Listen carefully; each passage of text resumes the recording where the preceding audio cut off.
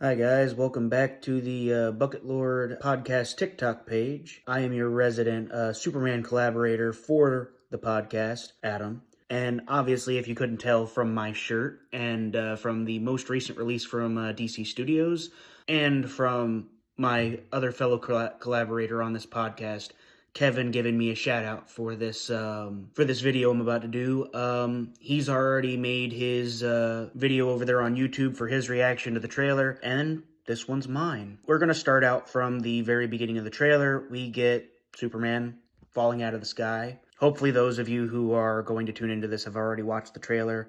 If not, I encourage you to watch it before coming to watch the video. We start out with Superman falling from the sky, very badly beaten. Not sure if that's coming from one of the villains we know in the film, one of the ones that we see throughout the course of this teaser trailer, but we know that he's badly beaten. It then cuts to Clark being the tallest one in a crowd of people walking towards the Daily Planet, getting ready to go to work. I don't know how I feel about the way that his Clark looks per se. The hair seems a little bit weird to me. I don't know, it's probably just like a weird preference thing.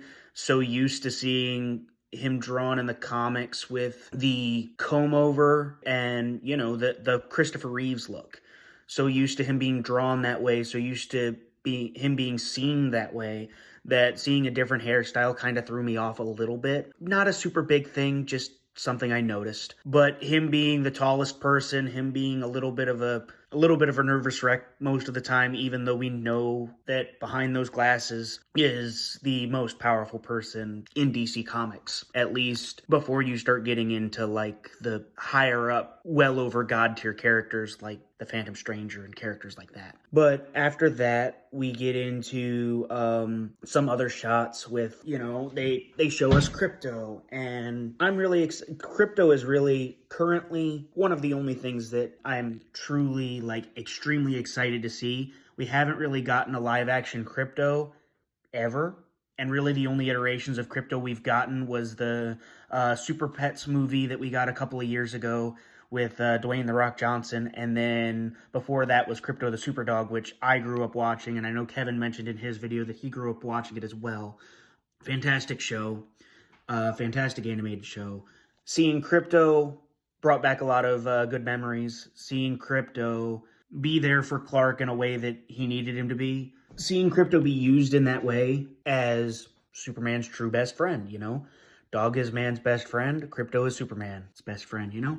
Seeing him used in that way, in that light, to show up when Superman needed him. Very good introduction for Krypto. Aside from that, we go into some Lois introduction stuff. I like Lois and I like Clark. I kind of wish that this teaser, and it seems like this movie is kind of going to breeze past a lot of that build-up for their characters to be together. In the comics, there was a lot of will they, won't they. There's a whole lot of like back and forth there that I feel like this movie is going to miss out on because of the fact that it seems like their relationship is going to build up in this single movie. I had the same issue with My Adventures with Superman. Now, other aspects of the show have definitely brought it out of where the issues that I had with it, because she didn't start out knowing that Clark and Superman were the same. But my biggest thing is Lois falls for Superman, Lois falls for Clark. Lois falls for Superman first because he's the biggest story, and that's where her mind is at. And also he's pretty attractive, so she ends up actually falling for him.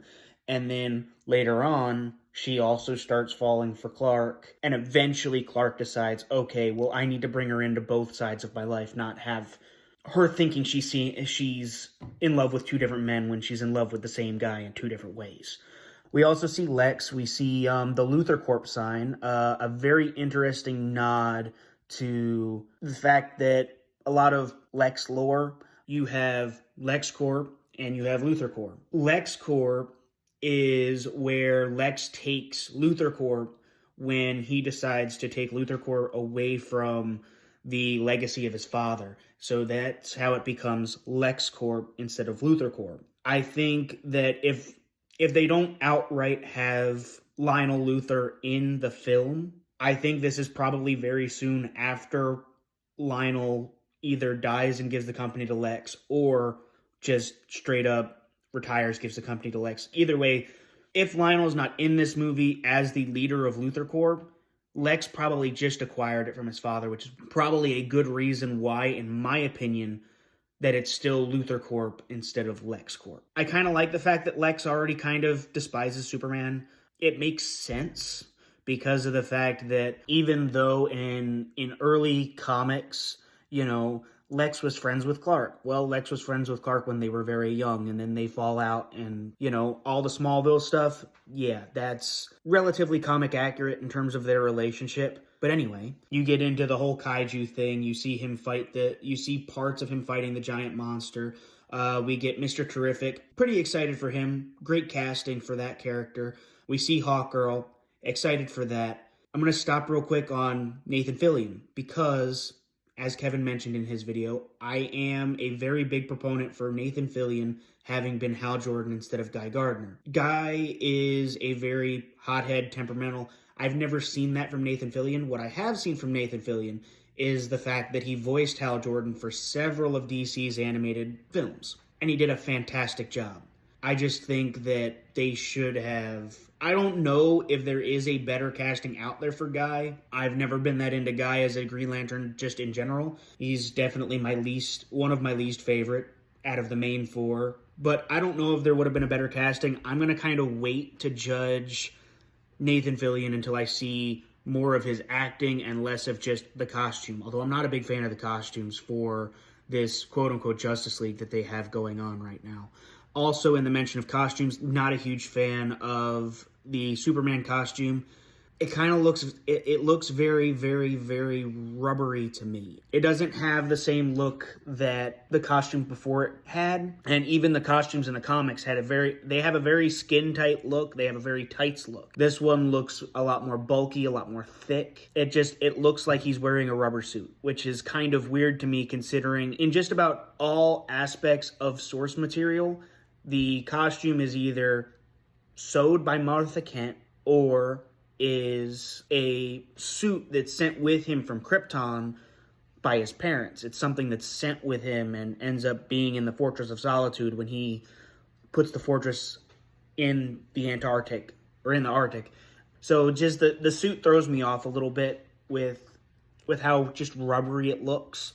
Also, I do like the fact that they show a little bit of home life in there. They show him with Jonathan. It's very nice to see him with Pa. I'd like to see him with Ma as well eventually, hopefully. I know that they're both going to be in the movie, which is great. I would just like a little bit more of that in both the movie, and maybe in a future trailer they show a little bit more of that home life. Other than that, they show Metamorpho a little bit. You don't get a whole lot. You just get a close-up of his face, which is interesting. I hope we get to see a little bit more of what he's going to look like in the future. We get to see Ultraman. We get to see the kaiju. Ultraman, I agree with Kevin in terms of I'm not 100% sure that they should have started with Ultraman, because that kind of limits where they can... I mean, yeah, there could be an Ultraman on this Earth, or this could be the Ultraman from Earth 3. Either way, it just kind of limits a lot of the comic properties that they can adapt later on if this works out and they choose to.